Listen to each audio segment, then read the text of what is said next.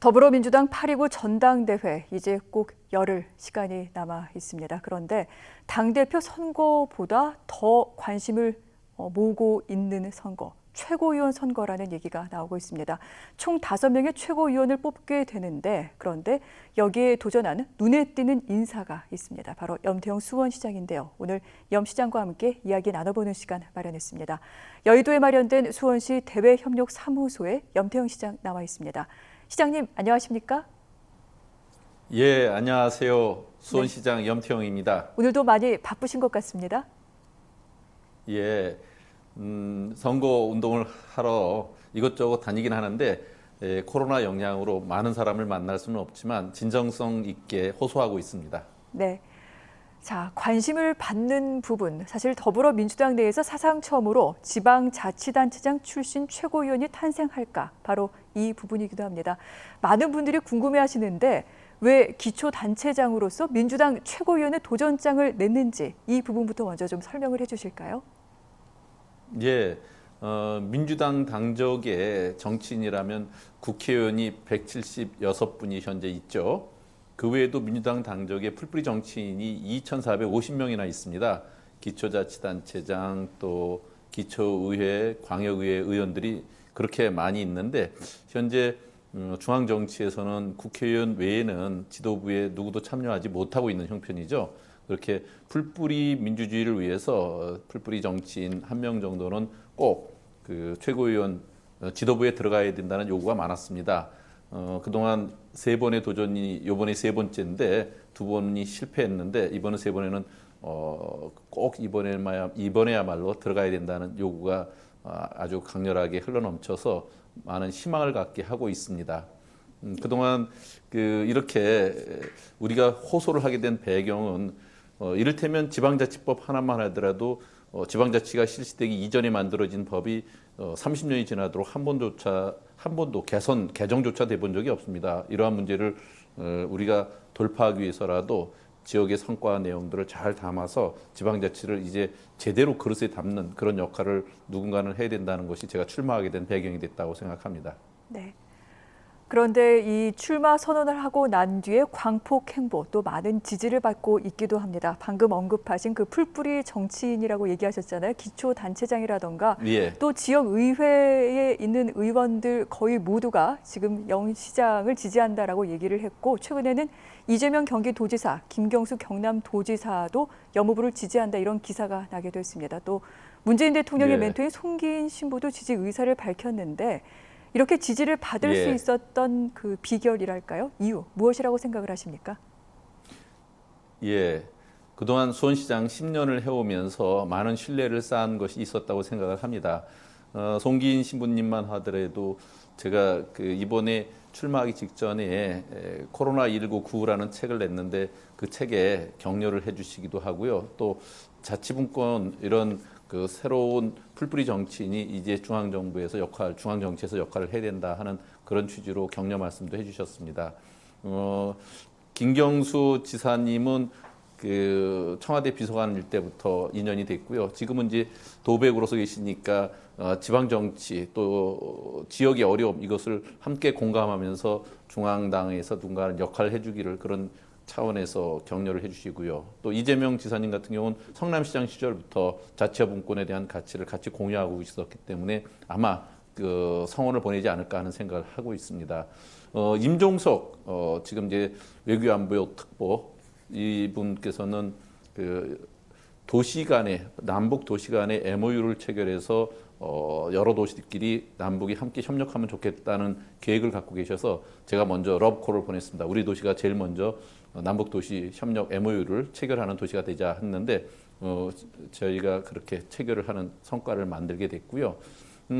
이런 모든 일들은 문재인 대통령, 노무현 대통령께서 자치분권의 가치가 우리 시민들, 국민들에게 더욱 소중한 그런 생활의 복지라든지 또 안전 문제에서 탁월하게 성과를 낼 수 있기 때문에 그런 국가로 나아가야 된다는 국정의 가치나 지향점이 같기 때문에 저희로서는 이 문재인 정부의 성공적 완수를 위해서도 꼭 자치분권의 시각에 도전이 필요하다 이런 생각을 하게 됩니다. 네.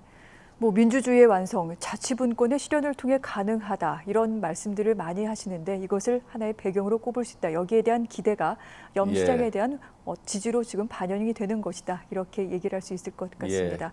지금 시장님께서는 지방자치단체장으로서 또 전국시장군수구청장 협의회 대표 회장도 맡고 계시는데 그렇다면 당 예. 최고위원이 된다면 더욱더 특별한 역할을 좀 수행하지 않을까 싶기도 합니다. 어떤 점들을 바꾸겠다 좀 얘기할 수 있을까요? 지역 현장에서 일어나는 다양한 문제들을 제대로 효과적으로 한 목소리를 묶어서 그것을 중앙 정치, 중앙당에서 반영하도록 해야 되겠죠. 지금 이제 지역의 문제로 돌아오면 지금 코로나 때문에 경제도 많이 위축되고 그래서 세수는 많이 부족하고 또 재정 지출은 더 많이 이뤄지는 이런 참으로 어려운 실정에 있습니다. 그래서 재정 분권과 또 코로나 전국 이후에 그 모든 지자체가 갖고 있는 애로사항들을 제가 앞장서서 해결해야 될 그럴 과제를 안고 있는데 지금 이제 광역의원, 기초의원, 기초단체장들이 그런 저를 통한 그 통로를 만들기 위해서 아주 적극적으로 나서고 계십니다. 그렇군요.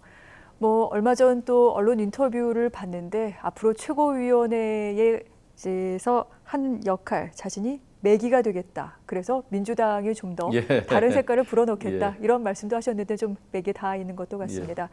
그런데 시장님 궁금한 내용이요. 최고위원이 되면은 무엇보다 이 당대표랑 또 호흡이 잘 맞아야 되지 않겠습니까? 현재 대표 후보 3명이 있습니다. 이낙연, 김부겸, 박주민. 평소 어떤 인연이 있으신지 좀 궁금하기도 한데요.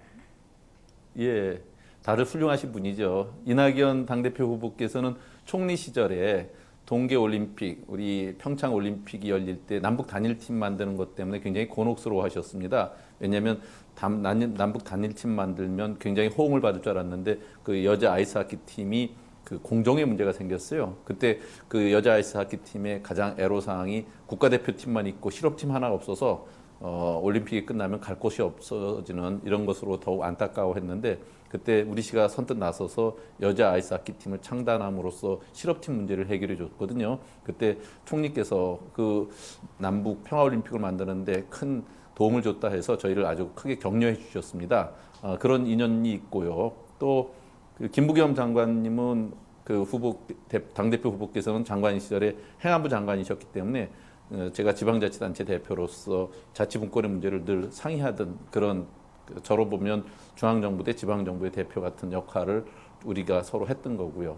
박주민 당대표 후보 같은 경우는 이번에 그 막판에 이제 막바지에 당대표 후보에 도전을 하셨지만 그 자체가 혁신의 아이콘이고 그러지 않습니까? 저하고는 그 목포 신항에서 세월호 인양했을 때 그 세월호를 지원하는 그런 변호사 역할과 또 국회의원 역할을 할 때 그 제가 그곳에 갔다가 우연히 만나서 아마 그런 현장에서 만난 그리고 우리 민주당이 앞으로 가야 될 가치와 내용에 대해서 공유하는 그런 일을 같이 협의했던 기억이 있습니다.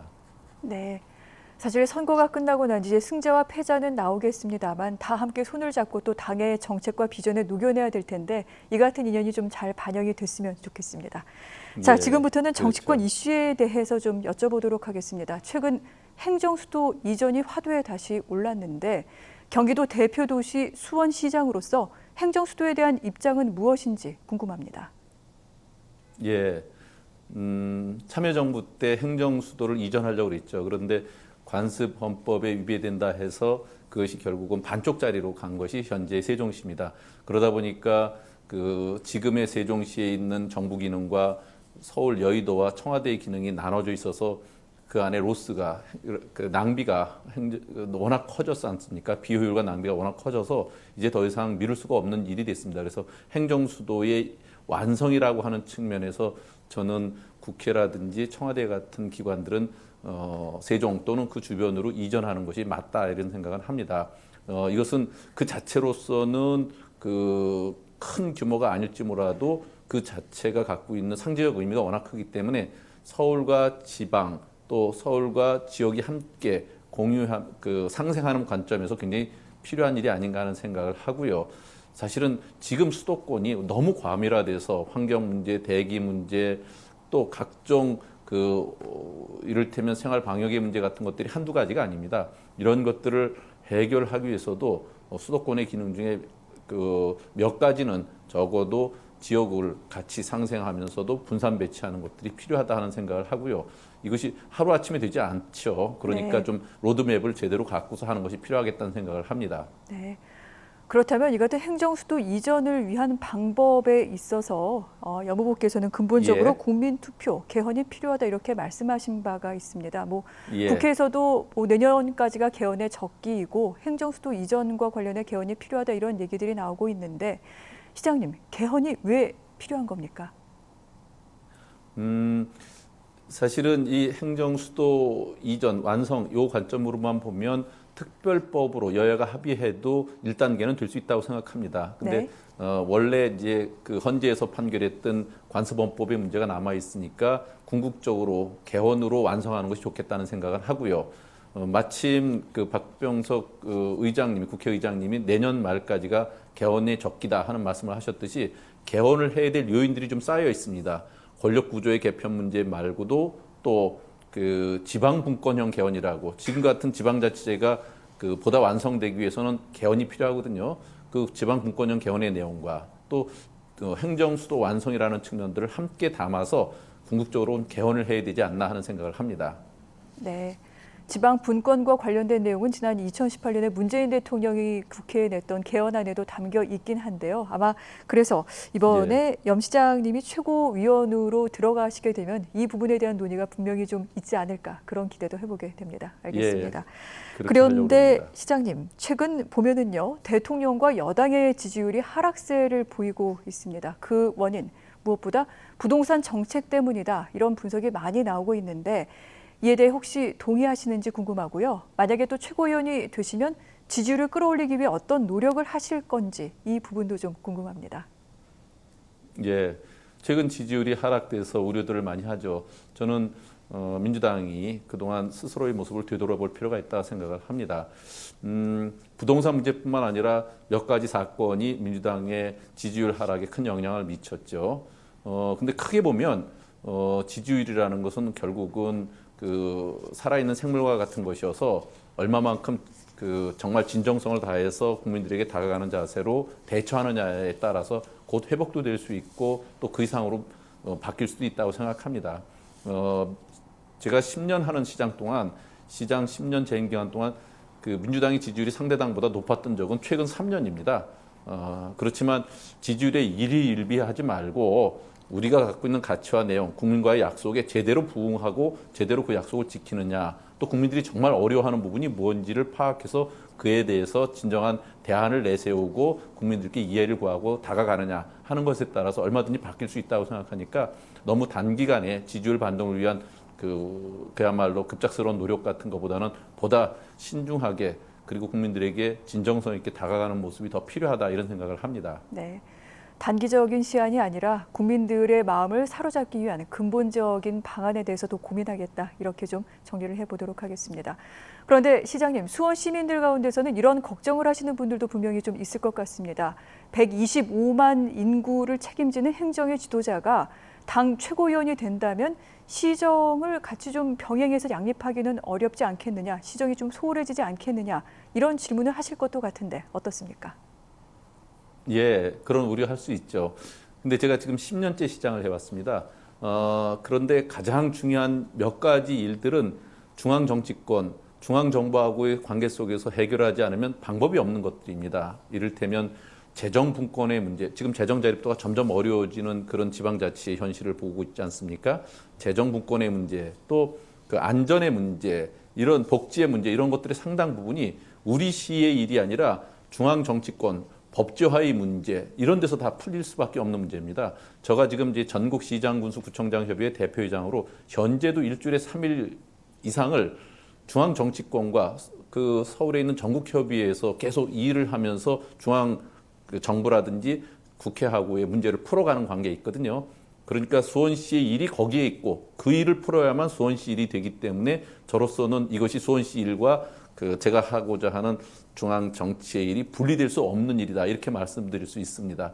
그리고 일상적인 시정은 어디서나 가능하기 때문에 그것을 소홀히 할 일은 없습니다.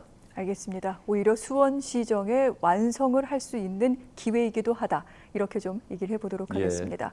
자, 시장님, 자치단체장으로 민주당 최고위원이 된다면 이제까지 뭐 인천 남구청장이라던가 논산시장이 도전했었습니다만 모두 실패했고 세 번째 도전만의 성공이자 또 하나의 기록이 되게 되는데 뭐 일부 언론에서는 1위로 최고위원이 될 수도 있다 이런 얘기가 나오기도 합니다. 시장님의 필승 전략 무엇입니까?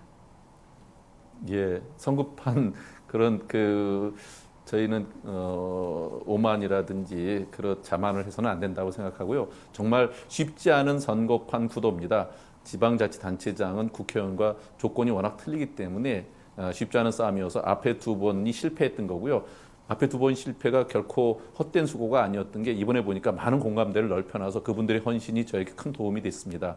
그렇지만 아직도 선거까지는 일주일이 남아서 마지막까지 최선을 다해야 되고요. 지방자치단체장이 중앙당에 들어가서 중앙에서 현장과 디테일이 더 가미돼서 우리 국민들에게 보다 안심할 수 있는 정책, 그리고 보다 다가갈 수 있는 정책, 그리고 현장의 내용들을 보다 많이 담아낼 수 있으면 훨씬 더 민주당에도 건강해지고 국민들에게도 또 우리 시민들에게도 중앙 정치권이 보다 바람직한 모습으로 바뀔 수 있다는 기대를 갖게 할 수 있다. 그런 각오로 뛰고 있고요. 저로서는 밑으로부터의 붐업을 위해서 많은 분들에게 호소하고 싶은데 지금 이제 코로나 종국 때문에 그렇지 못한 부분이 좀 아쉬움이 큽니다. 그렇군요. 과연 새로운 변화를 이끌어낼 수 있을지 좋은 결과 기다려보도록 하겠습니다. 시장님, 오늘 말씀 고맙습니다. 예, 감사합니다. 네, 뉴스 오늘 준비한 내용 여기까지입니다.